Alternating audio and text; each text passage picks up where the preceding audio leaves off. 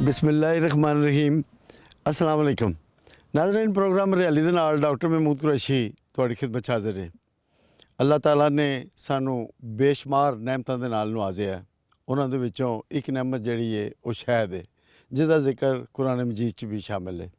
ਇਹਦੇ ਵਿੱਚ ਸ਼ਫਾ ਰੱਖੀ ਗਈ ਹੈ ਤੇ ਅਗਰ ਸ਼ਹਿਦ ਖਾਲਸ ਹੋਵੇ ਤੇ ਫਿਰ ਤੇ ਕੀ ਹੀ ਬਾਤ ਹੈ। ਤੇ ਅੱਜ ਅਸੀਂ ਸ਼ਹਿਦ ਦੇ ਹਵਾਲੇ ਨਾਲ ਹੀ ਕਿ ਸ਼ਹਿਦ ਦੀ ਮੱਖੀਆਂ ਕਿਸ ਤਰ੍ਹਾਂ ਕੰਮ ਕਰਦੀਆਂ, ਇਹ ਜਿਹੜੀ ਹਨੀ ਬੀ ਰਿਸਰਚ ਇੰਸਟੀਚਿਊਟ ਇੱਥੇ NARC ਦੇ ਵਿੱਚ ਮੌਜੂਦ ਹੈ। ਅਸੀਂ ਇੱਥੇ ਪਹੁੰਚ ਚੁੱਕੇ ਹਾਂ ਤੇ ਦੇਖਦੇ ਹਾਂ ਕਿ ਇਸ ਅਦਾਰੇ 'ਚ ਕੀ ਕੰਮ ਹੋ ਰਿਹਾ।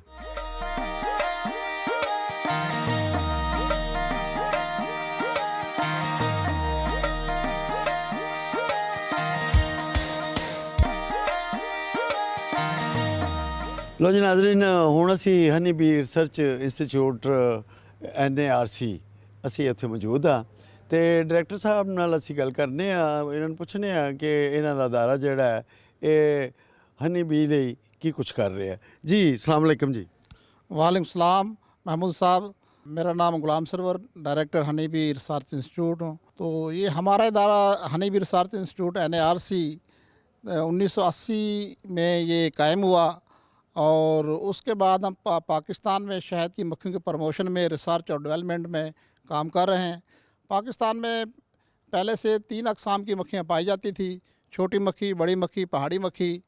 और उसके अलावा चौथी मक्खी जो यूरोपीय मक्खी, वो पाकिस्तान में इसलिए लाई गई कि हमारी पॉपुलेशन, आबादी बढ़ रही थी ताकि हनी की पैदावार हमारे मुल्क की ज़रूरत पूरी कर सके और एक्सपोर्ट भी कर सकें।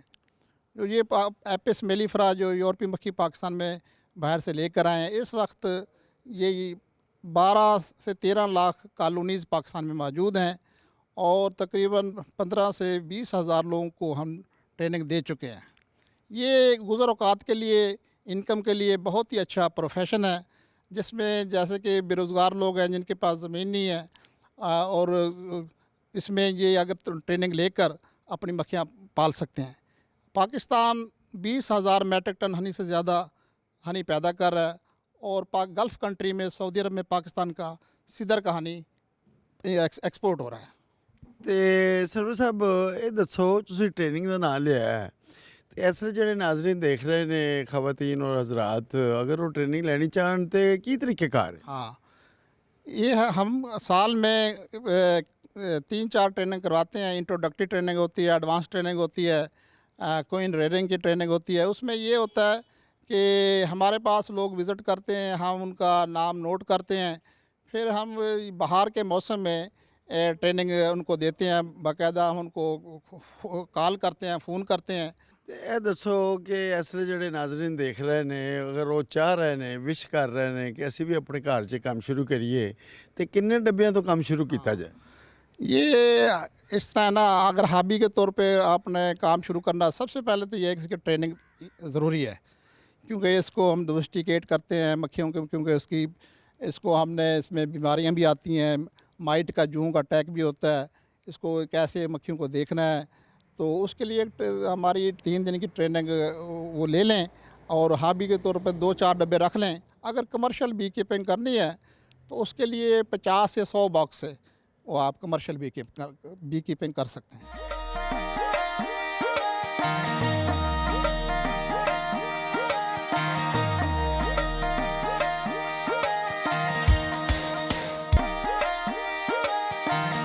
लो जी नाजरीन, हुण असी तुहानू ऐसे कीड़े दिखाने जिहड़ा कि शहद दी मक्खियां नू नुकसान पहुँचाते हैं।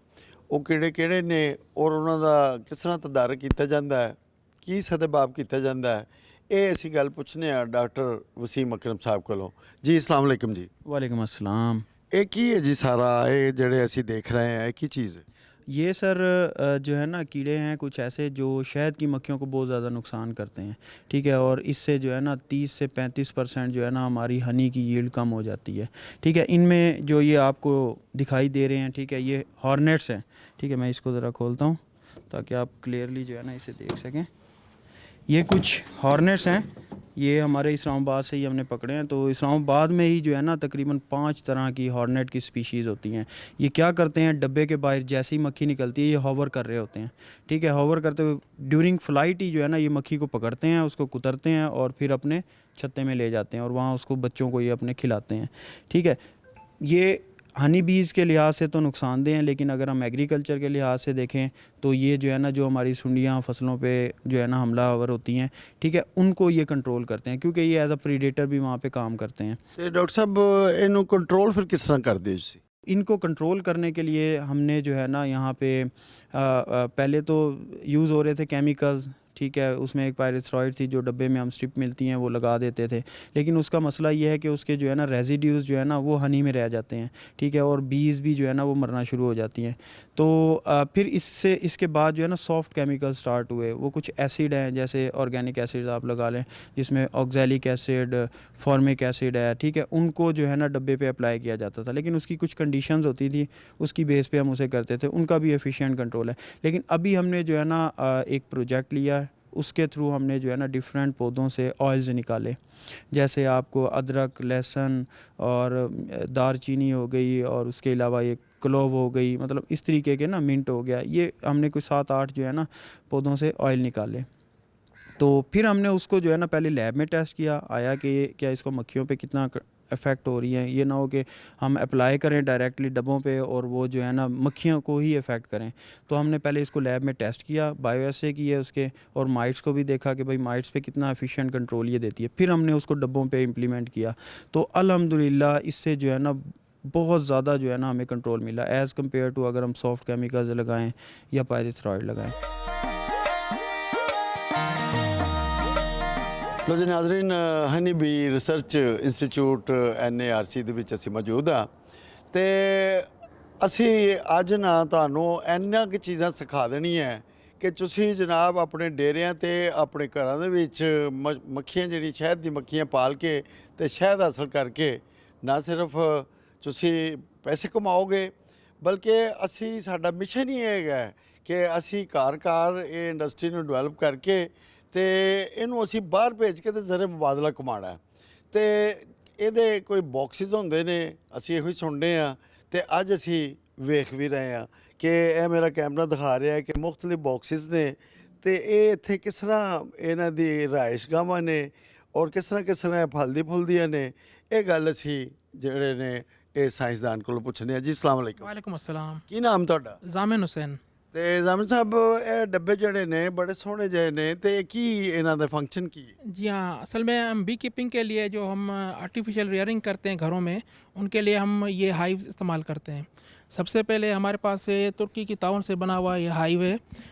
इसकी प्रोसेस ये है कि इसमें एक टॉप कवर होता है, उसके बाद इनर कवर होता है, उसके बाद इसमें 10 फ्रेम पे मुश्तमिल कॉलोनी होती है, उसके बाद इनमें एक बॉटम बोर्ड ट्रे होती है जिसको हम पेस्ट मैनेजमेंट के लिए इस्तेमाल करते हैं।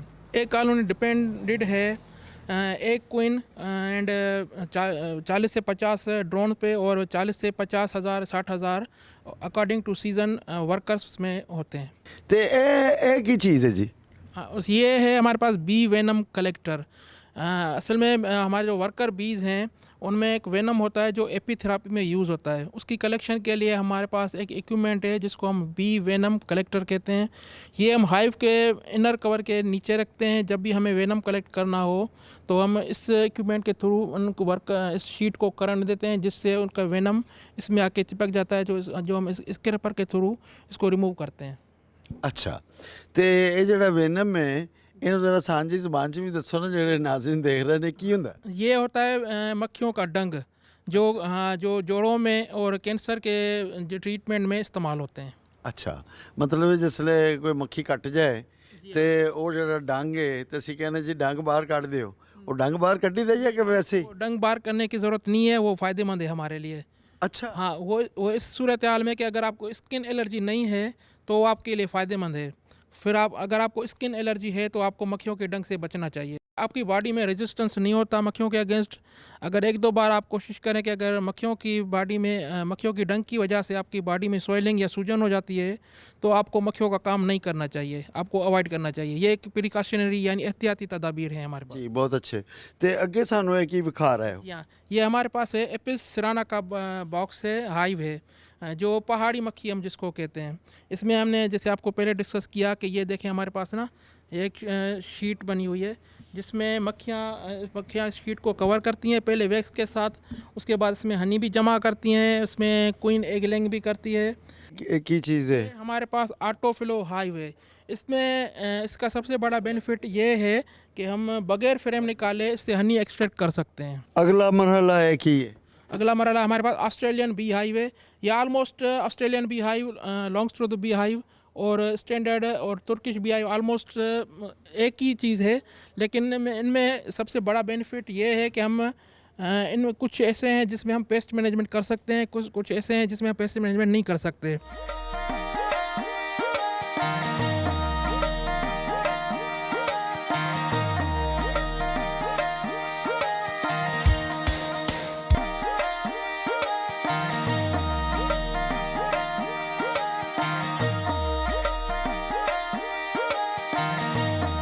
लो जी नाजरीन, ਅਸੀਂ ਪਹਿਲੀ ਲੈਬ 'ਚ ਆ ਗਏ ਆ। ਡਾਕਟਰ ਸੁਮੈਰਾ ਅਸਲਮ ਸਾਹਿਬਾ ਇੱਥੇ ਮੌਜੂਦ ਨੇ, ਸਾਇੰਟੀਫਿਕ ਅਫਸਰ ਨੇ, ਸਾਇੰਸਦਾਨ ਨੇ ਤੇ ਨਾਲ ਨਾਲ ਇਹ ਟ੍ਰੇਨਰ ਵੀ ਨੇ। ਜੀ ਅਸਲਾਮ ਅਲੈਕੁਮ। वालेकुम अस्सलाम। ਤੇ ਕੀ ਇੱਥੇ ਕਰ ਰਹੇ ਹੋ ਤੁਸੀਂ ਲੈਬੋਰੇਟਰੀ 'ਚ? ਕੀ ਕੁਝ ਹੋ ਰਿਹਾ है? आपका बहुत बहुत शुक्रिया कि आपकी जो टीम इस वक्त लाहौर से आई है हमारे पास इधर हनी बी रिसर्च इंस्टीट्यूट में, जो कि NARC में है आप इस वक्त। तो हमारा यहाँ पे मेन फोकस जो है हनी की प्रोडक्शन पे काम यहाँ पे हो रहा है कि हम कैसे हनी की प्रोडक्शन को इंक्रीज़ कर सकते हैं। और हमारे इदारे ने पाकिस्तान को हनी एक्सपोर्टिंग की लिस्ट में लेकर आया है। तो बेसिकली हमारा यहाँ पे जो काम हो रहा है वो ये कि हम कैसे मक्खियों की मैनेजमेंट कर सकते हैं, कैसे इनको बीमारियों से की ट्रीटमेंट इन करके तो मैक्सिमम प्रोडक्शन कैसे ले सकते हैं, और प्लस जो है कि अपना जो हमारा कंसाइनमेंट एक्सपोर्ट मार्केट में जाए तो वो रिजेक्ट ना हो। और इस वक्त जो आप जिस लैब में बैठे हैं ये value addition bee hive product की लैब है। इसके ऊपर ये है कि मोस्टली जब हम हनी बीज का नाम लेते हैं तो लोगों में अवेयरनेस ये है कि उनके माइंड में यही आता है कि हम सिर्फ हनी बीज से ले सकते हैं। तो हनी के अलावा काफ़ी सारी प्रोडक्ट्स हैं, लाइक पोलन है, प्रोपलस है, रॉयल जेली है, वेनम है। इन सब का आइडिया लोगों को नहीं होता। तो वो जब हमारे पास आते हैं इधर और हम उनको ये चीज़ों के बारे में बताते हैं कि हम टेक्नोलॉजी उनको डिलीवर करते हैं, how we can take the production of these products, और फिर इसको कैसे, इसकी इफादियत क्या है, इसको कैसे यूटिलाइज़ कर सकते। ਸੁਮੈਰਾ ਸਾਹਿਬ, ਅਸੀਂ ਵੇਖ ਰਹੇ ਹਾਂ ਕਿ ਮੁxtਲਿਫ ਪ੍ਰੋਡਕਟ ਜਿਹੜੀਆਂ ਇਹ ਸਾਹਮਣੇ ਟੇਬਲ ਦੇ ਉੱਤੇ ਮੈਨੂੰ ਨਜ਼ਰ ਆ ਰਹੀਆਂ, ਤੇ ਸਰ ਤੁਸੀਂ ਸਾਨੂੰ ਦੱਸਣਾ ਪਸੰਦ ਕਰੋਗੇ ਕਿ ਇਹ ਕੀ ਚੀज़ है? ये बी वेनम है, बी स्टिंग जो करती है और उसके बाद वेनम हमारी बॉडी के अंदर जो इंजेक्ट होता है। तो सर इसके बेशुमार फ़ायदे हैं। ये एपीथेरेपी जैसे ट्रीटमेंट हम बी से लेते हैं, तो बेसिकली इस लैब में एपीथेरेपी की ट्रीटमेंट भी होती है जॉइंट पेन के लिए, जो है नी अर्थराइटिस, रिमेटॉइड अर्थराइटिस, इन्फ्लेमेशन हो जाती है जिससे कैंसर हो जाता है, एंटी ट्यूमरस, एंटी कैंसरस, तो ये सारी एंटी डिप्रेसेंट भी है ये। तो ये और कि कुछ लोगों को बैकबोन में पेन होता है तो ये उसकी भी जो है ये थेरेपी किस तरह इस्तेमाल कराई जाती? ये बॉडी के अंदर सर्टेन पॉइंट्स होते हैं, वहाँ पे हम बी को स्टिंग कराते हैं, फिर उसका जो स्टिंगर है वो बॉडी के अंदर इंसर्ट हो जाता है। तो वो वेनम जब रिलीज़ होता है तो वो वेनम जो है अपने पॉजिटिव इफेक्ट्स जो है वो बॉडी के अंदर छोड़ता है। जी, तो ये दूसरी की चीज़ है? रॉयल जेली है, और ये रॉयल जेली जैसे मैंने बताया कि ये बीज के ना ब्रेन के अंदर हाइपरफ्रेंजियल ग्लैंड में ये प्रोड्यूस होती है। और बीज तो ये 3 दिन तक हर मक्खी को दी जाती है, वर्कर बीज उनको फीड कराते हैं, लेकिन क्वीन को through out the time life time दिया जाता है। उसकी एग लेइंग कैपेसिटी जो है वो इंक्रीज़ होती है। तो ये इनफर्टिलिटी के लिए बहुत अच्छी है, इसके ह्यूमन पे बहुत बेनिफिट्स हैं, HIV के लिए बहुत इसका बेनिफिट। एंटी एजिंग भी है? कॉस्मेटिक्स के लिए यूज़ होता है, एंटी एजिंग है। और मैं अक्सर कहती हूँ कि जो रॉयल जेली यूज़ करते हैं और तो वो बूढ़े नहीं होते। तो तुसी इस्तेमाल कर दियो?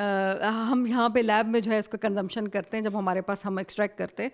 हमने कॉस्मेटिक्स भी बनाई हुई हैं, तो इससे ये है कि इसकी कंजम्पशन में आपको बता दूं कि अगर एक चम्मच में आपका 3 हिस्से हनी है तो 1 हिस्सा रॉयल जेली होगा, और इस तरह से आप इसको इस्तेमाल कर सकते हैं। इसको बी ग्लू कहते हैं। ये मक्खियाँ जो है दरख्तों से इकट्ठा करती हैं।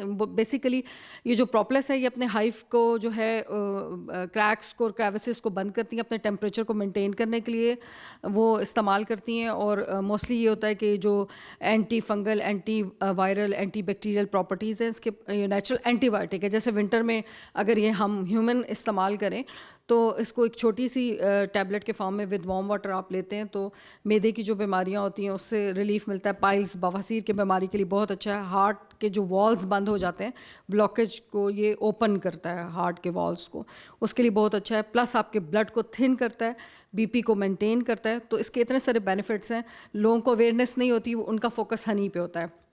जब हम उनको ये सारी चीज़ें बताते हैं कि हनी बी से हम ये सारी प्रोडक्ट्स ले रहे हैं और इसका वैल्यू एडिशन करके फ़ीमेल को बताते हैं कैसे वो बिज़नेस का इनिशिएटिव ले सकती हैं, हनी के साथ ये चीज़ें भी सेल कर सकती हैं, तो उनको अवेयर करते हैं। मैडम एक ही चीज़ है, ये है हमारे पास पोलन। ये मक्खियाँ जो है ये फ्लावर से इकट्ठा करती हैं। ये सरसों का पोलन आपको नज़र आ रहा है, तो इसके भी बहुत बेनिफिट हैं। ये ब्लड के अंदर जो एनेमिक पेशेंट होते हैं, जिनके अंदर खून की कमी होती है, ये वो पेशेंट इस्तेमाल करें। और एथलीट्स अपना स्टेमिना इंक्रीज़ करने के लिए, खिलाड़ी जो हैं वो इसको यूज़ करते हैं, इसका कंजम्पशन करते हैं। देन हमारे पास वैक्स है। तो मैंने आपको बताया हनी एक्सट्रैक्ट करने के बाद हम वैक्स लेते हैं। वैक्स जो है मक्खियों के नीचे 8 वैक्स ग्लैंड होते हैं और 8 to 9 kg हनी खाने के बाद 1 kg वैक्स वो प्रोड्यूस करती हैं मक्खियाँ। तो देन फिर हम क्या करते हैं कि उनको, जैसे हमारे पास वर्कशॉप है, हम तैयार शीटें दे देते हैं उनको, मक्खियों को, और फिर जो 8 to 9 kg वो कंजम्पशन वो उनको यूज़ करना था मक्खियों ने, वो हम सेव कर लेते हैं और हम हनी अपने पास एक्सट्रैक्ट कर लेते हैं। उसके बाद हम ये सेंटेड कैंडल्स, आप सामने बॉक्स देख रहे हैं, फिर हम फीमेल को ट्रेन करते हैं वो कैसे ये कैंडल्स बना सकती हैं, और उसकी सारी वो जितने भी उनमें चीज़ें डलती हैं वो इंग्रेडिएंट्स हम उनके साथ शेयर करते हैं प्रॉपर्ली, उनको लाइव ट्रेनिंग करा के। कॉस्मेटिक्स विंटर में हम moisturizers, foot cream, face cream, mosquito repellents, lip balm, furniture polish, ये सारा कुछ वैक्स से प्रोड्यूस।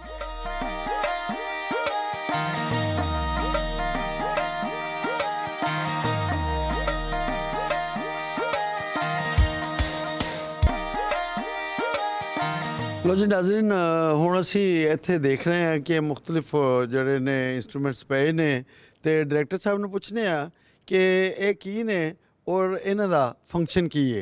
जी डायरेक्टर साहब, इस वक्त हमारी जो है ना कॉलोनी में शहद तैयार हो जाता है, उसको हमने निकालना होता है। निकालने के लिए हमारे पास ये मशीन है, इसको हनी एक्सट्रैक्टर मशीन कहते हैं। हम इसमें जब फ्रेम को इसमें सेट करेंगे तो फिर घुमाते हैं, सेंट्रीफ्यूगल फोर्स से वो हनी निकल आता है। इस मशीन का ये फ़ायदा है कि जब आप इसमें वो जो फ्रेम इस्तेमाल करेंगे वो फ्रेम टूटता नहीं है, तो उस फ्रेम को दोबारा फिर आप डब्बे में इस्तेमाल कर सकते हैं।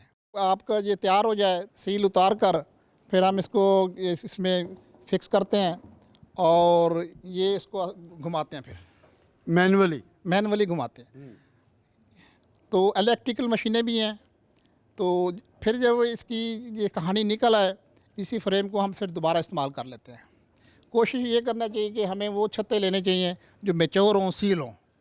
पका हुआ शहद वो सबसे क्वालिटी का शहद। बिल्कुल सही। तो सरवर साहब, दूसरी जी मशीन है एक ही चीज़ है? हाँ, देखें हमारे मुल्क में 5 बॉक्स से लेकर 5000 कॉलोनी तक बी कीपर हैं, बिग बी कीपर भी हैं। जिनके पास ज़्यादा बॉक्स हैं उसके लिए ये अनकैपिंग ट्रे का मतलब ये है, जो छत्ते आते हैं वहाँ पर हम इसको यहाँ पर कुछ छीलते हैं, उनकी कैपिंग उतारते हैं। तो ये उसके लिए एक बड़ी ये ट्रे ये हमारी NARC Honey bee research institute ने डिज़ाइन की है और हमने यहाँ के लोगों को इसको ट्रेनिंग दी है। लोकली यहाँ पर ये तैयार हो रही हैं। तो इसके लिए अगर आपके पास 1000 बॉक्स है, इसके लिए ये इस किस्म की होनी ज़रूरी है। अगर थोड़े बॉक्स हैं 50 हो, इसके लिए फिर छोटी ट्रे भी इस्तेमाल कर सकते हैं। बिल्कुल सही है। लो जी नाज़रीन, हुण असीं तुहानूं बॉक्सिस दिखाने आ कि किस तरह जिहड़ी मक्खियां ने, शहद दी मक्खियां या उन्हां दी वर्कर्स, वो किवें काम करदियां ने।